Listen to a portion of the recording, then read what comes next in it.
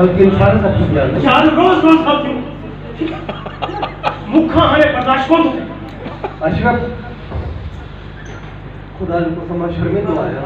मां तो साहब वायदो तो करे तो यार माड़ी गलती करने की कोशिश न करियो तो ये गांव आए मां शमस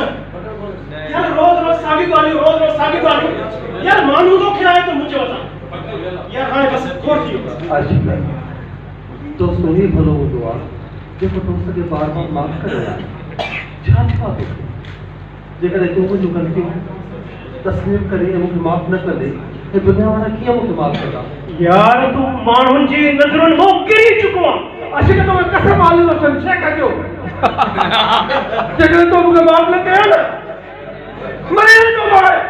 ते तो मैं कुत्ते छी कबूल थी चलो यार तू अरे ना तो ते मुझे करे तो मैं गलती हो गई अरे तू मामला करते तो क्या करता हो यो तो जो इमोशनल ब्लैकमेल करना सदाई तो मुझे हराए चलो ठीक है फिर अजू खापो पामस के तो खड़ियो मुहा हालेलुया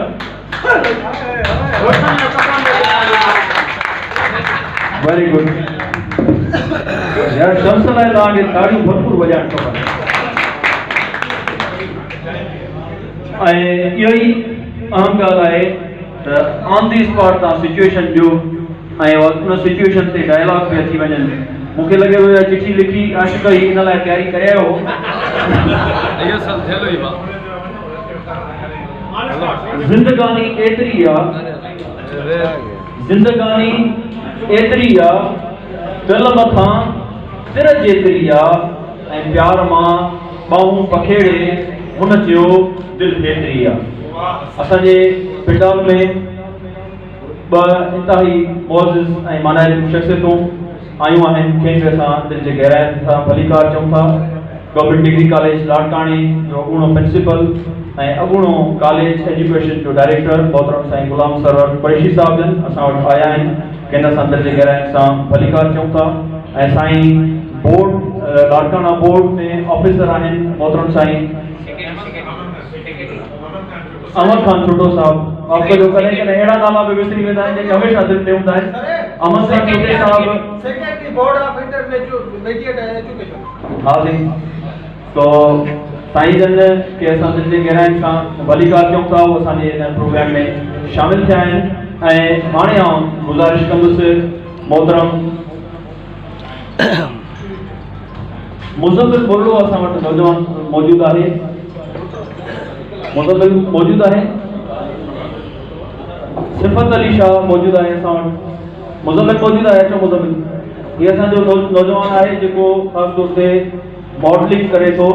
ऐं उहो अचे ऐं ॾिसूं त हुनजे खाते में कहिड़ो बुको अचे थो उहो असांखे परफॉर्म करे ॿुधाईंदो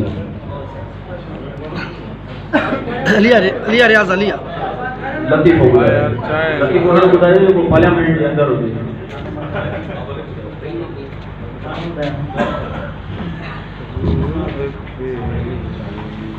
चांदो की तवसीगार करे चांदो की रात में सवसीगार करे सियाणो थी मुझे सामो तुई दोन कर वाचा काफर दिया तो के सज दो नया तू बेपर्दे कने मूसा मिला दोन कर चांदो की रात में वॾी महिरबानी ऐं असां वटि मुख़्तलिफ़ रंग आहिनि पर असां चाहींदासीं त असां पंहिंजे जेके रियाज़ खे घुरायूं भाई सर खे चयो थो हिकिड़ो मिंट हिकिड़ो इहो अचे हुन खां पोइ रियाज़ साहब खे असां गुज़ारिश कंदासीं अचो रियाज़ तव्हां अचे परफॉर्म कंदो जी और बीरल करमाणी सॉरी बीरल करमाणी नकल करा इसके आर्टिस्ट ले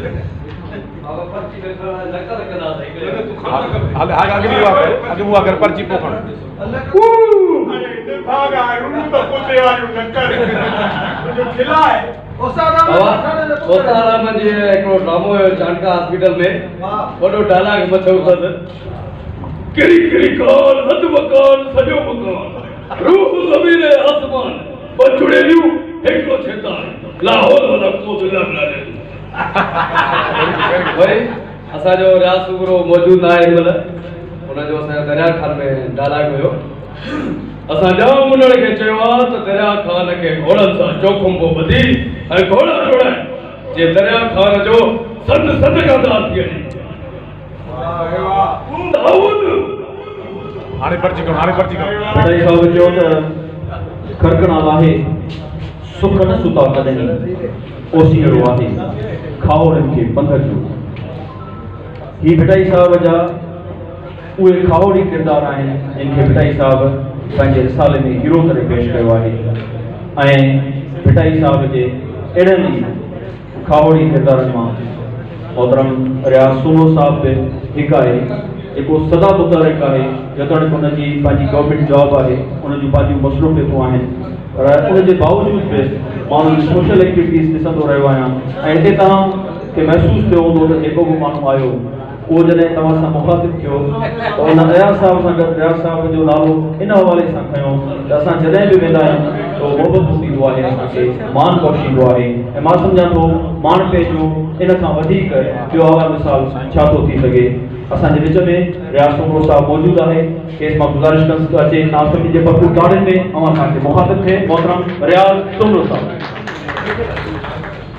रियाज़ सुमरो साहब खे लाड़कनि जे दोस्तनि लाड़कनि जे माण्हुनि लाड़कनि जे रहवासियुनि सां एतिरी मोहबत आहे